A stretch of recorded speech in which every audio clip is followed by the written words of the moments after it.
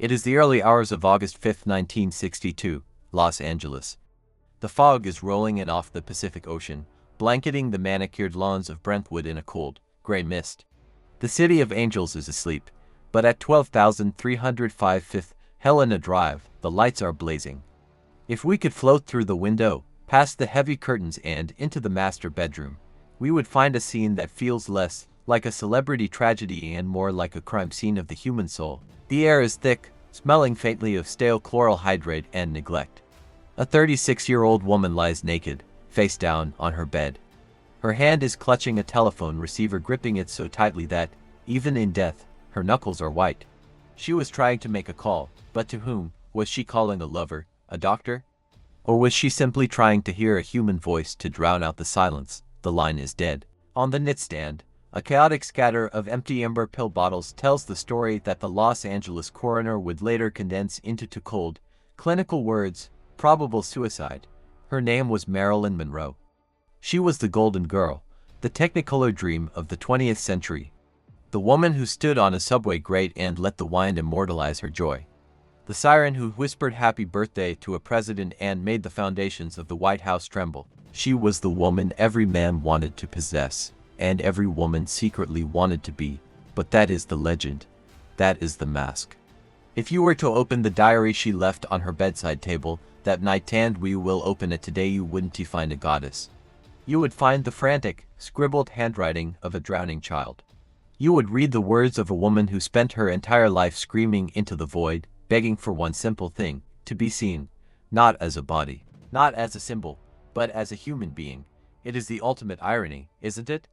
The woman crowned the sex goddess of the world, the woman who had access to the most powerful men in history, the titan of baseball, the giant of literature, the leader of the free world, died alone. Starved of the only thing she truly wanted, a safe harbor. Why? Was it just the ruthlessness of the Hollywood machine?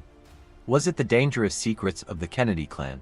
Or is the answer buried deeper, hidden in the tragic, repetitive patterns of her own heart? Tonight, on Fanko Decodes, we are not here for the gossip. We are stepping back into the shadows of 1926 to reconstruct a soul. We are going to walk through the four tragedies of Marilyn Monroe. Because if we look closely enough, her story isn't just about a star. It's a mirror. It asks us the question we are all afraid to answer. Why do we keep running into the arms of the very people who can never love us? I'm Fanko. And this is her story. Chapter 1. The Trap of Objectification. When beauty is your only life raft. To understand the woman who died in 1962, you have to understand the child born in 1926. Her name wasn't Marilyn. It was Norma Jean Mortensen. And her entry into this world wasn't marked by stardust, but by a profound, echoing abandonment. She never knew her father. He was a ghost, a question mark on a birth certificate, a phantom she would spend her entire life looking for in the face of every man she touched. Her mother, Gladys, was a woman consumed by her own demons, paranoid schizophrenia. A woman who loved her daughter, but couldn't keep her. When Norma was just a toddler, Gladys was institutionalized. The doors locked, and Norma Jean was left outside. And so began the odyssey. Norma Jean became a piece of unwanted furniture, passed from foster home to foster home. 9 of them. Imagine being 7 years old. You are living with strangers. They feed you, yes. They give you a bed. But they are paid by the state to keep you. You are a transaction. You are a check in the mail. In those dark corners of other people's houses, she learned her first brutal lesson about the world. She suffered abuse, the kind of violations that steal a child's voice and replace it with a deep, corrosive shame. She learned that she was debris. Disposable. Fast forward to the summer of 1942, Los Angeles. Norma Jean is 16 years old. She stands in front of a mirror, wearing a faded blue worker's jumpsuit. It's washed out, just like her prospects. Her foster guardian, a woman she called Aunt Grace, pulls her aside. Grace is holding a suitcase. She says, "Norma, we're moving. And we can't take you. The walls are closing in." Grace gives her an ultimatum that sounds like a sentence. "Norma, you have two choices. You can go back to the orphanage, or you can get married, 16 years old." Pause for a moment and feel the weight of that. Your survival, your next meal, your safety from the state system, it all depends on whether you can convince a man to take you. Grace hands her a photograph. It's the neighbor's son, 21-year-old James Doherty. He works at the Lockheed Aircraft Factory. He's a good boy. He can feed you, Grace says. And so, on June 19, 1942, a terrified child played the role of a bride. She wore a borrowed wedding dress. She walked down the aisle not out of love, not out of passion, but out of fear. She was marrying a roof over her head. James was a decent man. He treated her well. He bought her gifts, took her to the movies on weekends. For the first time, Norma Jean felt the warmth of a home. If this were a different story, it might have ended there. A quiet life in the suburbs, a housewife named Norma Doherty. But fate and history had other plans. 1944, the world is at war. James ships off to the South Pacific with the merchant marines. Norma Jean, needing to support herself, takes a job at the Radioplane munitions factory. Her job is unglamorous. She spends her days spraying toxic fire retardant on drone fuselages. She is covered in grease and dust. One afternoon, an army photographer named David Conover walks into the factory. He is on an assignment to take photos of Rosie the Riveters to boost troop morale. He walks past the machinery. He walks past the noise, and then he stops. Through his lens, the dirt of the factory disappears. He sees a face that catches the light like a diamond. He sees a raw, undeniable magnetism that cuts through the film. He lowers his camera and asks the question that will change the course of the 20th century. Miss, have you ever thought about modeling? This is the moment, the pivot point. Norma Jean hesitates. She knows James wouldn't approve. In the 1940s, a good housewife stays in the kitchen. She doesn't plaster her face on magazines for strange men to look at. But when she sees the photos something clicks. For the first time in her life, she isn't invisible. People aren't looking past her, they are looking at her. She realizes something profound and dangerous. My face, my body. This is power. This is the only asset I own. This is my life raft, she writes to James. But James, returning from the horrors of war, wants his wife back. He wants the girl in the kitchen, not the pin-up girl on the magazine cover. He gives her an ultimatum. It's the modeling or me, Norma. Norma Jean looks at the safety of the marriage, and she looks at the freedom of the camera. She chooses herself. On September 13, 1946, she divorces James. She dyes her hair platinum blonde. She changes her walk, her voice, her name. Norma Jean dies, and Marilyn Monroe is born. Now, let's pause and decode this. This is the first dimension of her tragedy, the trap of transactional worth. From the moment she left the orphanage, Marilyn learned that love is a transaction. I give you my beauty, you give me survival. She signed with 20th Century Fox, but she wasn't a trained actress yet. She was insecure. So, she leaned into the only thing she knew worked, her sexuality. Remember the famous Golden Dreams calendar? Those nude photos she took on red velvet for $50 when she was broke. When they surfaced years later, they didn't ruin her. They made her a superstar. Why? Because she marketed herself as the innocent, available, vulnerable sex object. But here is the trap. When you build your entire identity on being a fantasy, you attract men who want the fantasy, not the human being. She successfully traded her beauty for fame. But she lost the chance to be loved for her mind or her soul. She had set herself up to be consumed, not cherished. And the next man to enter her life would be the ultimate consumer. Chapter 2. The Madonna-Whore Complex. The Protector, who became a jailer January 14, 1954. San Francisco City Hall. The world holds its breath. Marilyn Monroe, the sex symbol, is marrying Joe DiMaggio, the American hero, the Yankee Clipper. On paper, it was the perfect union, the king and queen of America. But look at Marilyn's diary from that day. She wrote just one word, repeated 3 times, hope, hope, hope. What was she hoping for? She wasn't looking for a trophy husband. She was looking for a protector. Joe DiMaggio was a traditional, powerful, stoic man. He was the opposite of the frantic, fake Hollywood types she was used to. Marilyn thought, here is a man strong enough to shield me. Here is a man who can't be bought. But this fairytale was doomed before the ink dried on the marriage certificate. Why? Because of a psychological concept known as the Madonna-Whore complex. Joe DiMaggio was a conservative Italian-American man from the old neighborhood. In his world, there were 2 types of women, The Madonna, the saintly mother who cooks pasta and stays home, and the whore, the woman who shows her body to the world. He wanted Marilyn to be the Madonna, but he had married the most famous sex symbol on earth. The tension exploded on a humid night in New York City. September 15, 1954. It's 1 a.m., Lexington Avenue. Marilyn is filming the 7-year itch. You know the scene. She steps onto the subway grate. The director shouts action. The wind machine roars to life. The white dress billows up, exposing her legs to the cool night air. Isn't it delicious? She coos. Surrounding her are 5,000 screaming fans and photographers. They are cheering, whistling, devouring her with their eyes. Marilyn is glowing. She is playing the instrument she knows best, her sexuality. But standing in the shadows, just off camera, is Joe DiMaggio, and he is not smiling. Witnesses said his face was twisted in a mask of rage and humiliation. He didn't see art. He didn't see a movie star. He saw his wife exposing herself to a mob of strangers. He felt unmanned. He stormed off the set. When Marilyn returned to the St. Regis Hotel that night, the shouting could be heard down the hall. The next day, makeup artists had to cover bruises on her shoulders. The marriage lasted 274 days.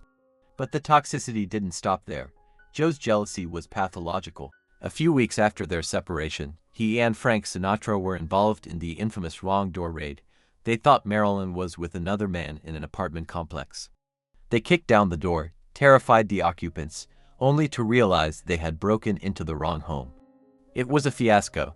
This is the tragedy of experience-value misalignment. Joe loved her. In fact, as we will see, he might have been the only one who truly loved her. But his love was possessive. It was controlling. He wanted to put the bird in a cage so only he could hear it sing. And Marilyn. She was a modern woman trapped in a 1950s world. She famously said, "Hollywood is a place where they lines pay you $1,000 for a kiss and 50 cents for your soul." She knew the game. She wanted to be free. She wanted to work. She wanted to be respected. The more he tried to control her, the more she pulled away. The more she pulled away, the tighter he squeezed, until the love suffocated them both. Marilyn realized that a protector who controls you is just another jailer. She walked away. She decided that if the body couldn't find love, maybe the mind could. Chapter 3. The Savior Trap, Seeking the Father in the Lover. 1956. The world is shocked again.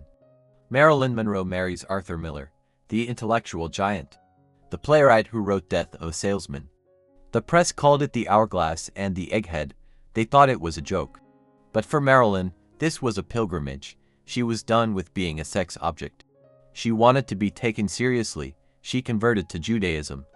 She moved to the quiet countryside of Connecticut. She started reading James Joyce, poetry, and philosophy. She looked at Arthur Miller and thought, finally, here is a mind that can understand me. Here is a man who sees my soul, not just my skin. Arthur Miller risked everything for her. It was the height of the McCarthy era, the Red Scare. The government was hunting communists. Miller was under investigation. By marrying him, Marilyn risked her career. She stood by him. It was romantic. It was intense. But there was something else, something darker and more desperate in her affection. She called Arthur Miller Papa. Let that sink in for a moment. She called her husband Papa. This brings us to the most painful part of her psychology, the anxious attachment style. Marilyn wasn't just looking for a husband. She was looking for the father she never had. She was looking for a savior. She was looking for a therapist. She expected Arthur Miller to heal the wound that her mother and the foster homes had left. For the first 2 years, it seemed to work. They lived a quiet life. Marilyn baked bread. She tried to be the perfect stepmother to Miller's children. She felt, briefly, like a real person, but the void inside her was a bottomless pit. She would wake Miller up in the middle of the night, shaking with terror. "Do you love me? Are you sure? Why will you leave me?" She demanded his constant, undivided attention. If he closed his study door to write, she felt abandoned. She was a child screaming for reassurance that no human partner could possibly provide. Arthur Miller was a brilliant writer, but he was just a man. He needed solitude. He needed peace. And slowly, he began to suffocate under the weight of her need. The breaking point came in 1958. It is a moment of pure Gothic horror. Marilyn walked into Miller's study. His diary was lying open on the desk. She looked down. and she read an entry about herself. Miller had written about his disappointment. He confessed that he was embarrassed by her in front of his intellectual friends. He wrote that he thought he was marrying an angel of light, but instead, he was trapped with a troublesome child and a whore. Imagine that feeling. The cold wash of adrenaline. The man you worship, the man you call Papa, looks at you and sees a burden. Her worst fear that she was unlovable, that she was broken, was confirmed in the handwriting of the man she loved. From that moment on, the marriage was a corpse. Marilyn spiraled. She began to drink heavily. She became addicted to sleeping pills, barbiturates, to numb the pain of the betrayal. She also suffered the biological tragedy of womanhood. Marilyn desperately wanted to be a mother. She wanted to create the family she never had. But she suffered from severe endometriosis. She lost a baby in 1956, an ectopic pregnancy in 1957, another miscarriage in 1958 while filming Some Like It Hot. Every time she lost a child, she lost a piece of her sanity. And Arthur Miller, emotionally exhausted, pulled further away. The marriage ended in 1961. Miller later wrote a play called After the Fall, featuring a character based on Marilyn. He depicted her as a self-destructive force, a woman whose demand for love was an endless hunger that devoured everything around her. It was cruel, but it revealed a harsh truth. No human partner can heal your childhood trauma for you. Marilyn asked him to carry the weight of her past, and he collapsed under it. Chapter 4, The Final Act, Power, Politics, and the End of Hope. We are nearing the end now. It is May 19, 1962, Madison Square Garden, New York City. Marilyn steps onto the stage. She takes off her white ermine fur coat to reveal a dress that is barely there, a flesh-colored silk gown covered in 2,500 rhinestones. It was so tight she had to be sewn into it. She stands alone in the spotlight, blind to the audience, and sings into the microphone. Happy birthday, Mr. President. It was breathless. It was erotic. It was a scandal. By this point, Marilyn had given up on marriage. She had given up on the intellectuals and the heroes.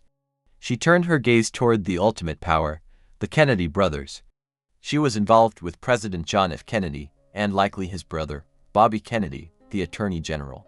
For Marilyn, this was her final bid for validation. If the most powerful man on earth wants me, then I must be worth something, right? But if she thought Hollywood was ruthless, she had no idea what she was dealing with in Washington. To the Kennedys, Marilyn wasn't a soul to be saved. She was a perk of the office. She was a liability. When she became too needy, calling the White House switchboard, threatening to go public with her feelings, talking about state secrets, the steel doors slammed shut. The private numbers were changed. The calls were blocked. The Golden Girl was ghosted by the leaders of the free world. Which brings us back to that bedroom on 5th Helena Drive. Why did she die that night? The coroner said barbiturate poisoning, but looking at the trajectory of her life, we can see the true cause. It was the total, systemic collapse of every pillar she had built her life upon. Let's look at the 4 dimensions of collapse. 1. The collapse of self-worth. She was 36. In 1962, that was considered old for a sex symbol. She was terrified her beauty, her only currency, was fading. 2. The failure of autonomy. She had tried to produce her own movies, tried to be an actress, but the industry still treated her like a dumb blonde. 3. The exhaustion of companionship. She had burned through every type of man, the athlete, the writer, the politician. None of them could fill the void. 4. The shadow of the mother. This is the most terrifying one. She knew her mother was in an asylum. She felt the shadow of madness creeping into her own mind.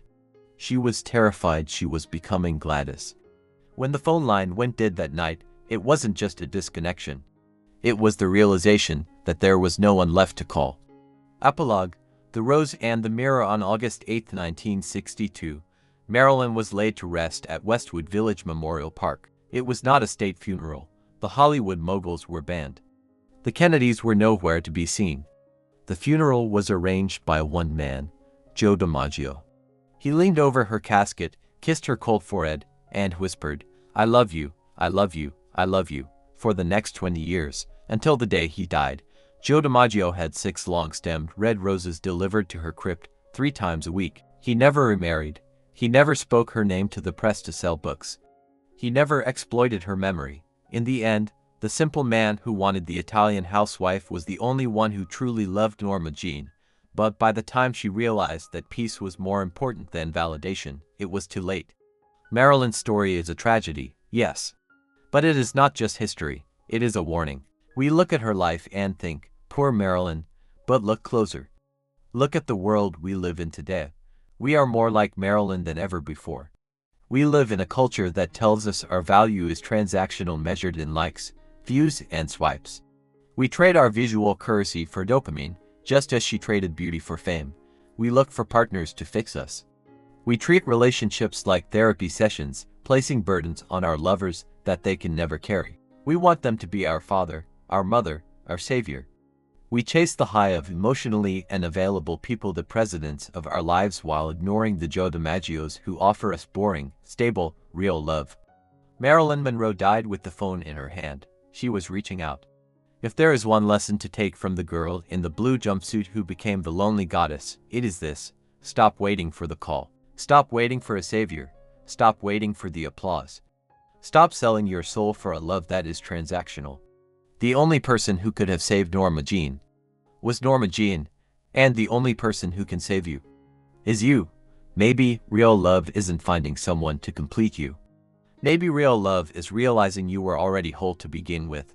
This is Fanko Decodes. If this story touched a nerve, if you saw a reflection of your own struggles in Marilyn's mirror, tell me in the comments.